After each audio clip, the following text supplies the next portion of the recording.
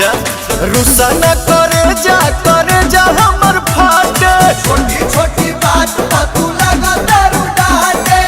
धनी हो सब धन तोहरे नु बाटे भाभी हो सब हम तोहरे नु बाटे। धनी हो सब धन तोहरे नु बाटे भाभी हो सब हम तोहरे नु बाटे। भगवती ना लो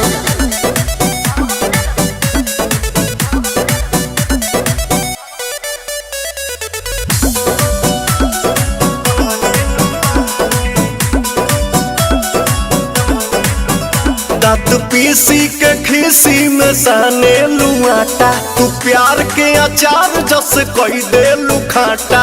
हाँ तो सुनो का बोला अब तहरा से हम बतियाई बहो राजा मिलने से बड़ी परेशान हम भइली हो दुख झेलने से।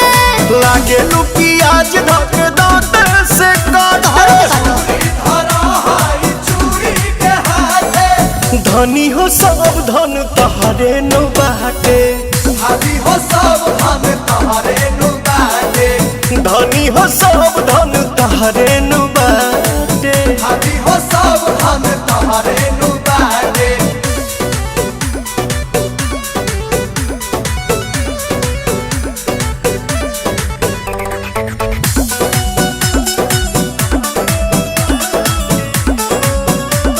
आई का हो चुपचाप खा।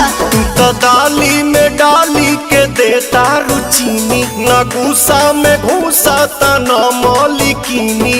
अच्छा और अपने से बना के खा।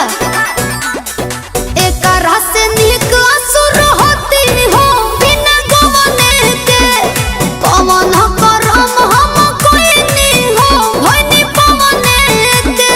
हाँ तो हमारा सुन तो बोलिए तो भइल बा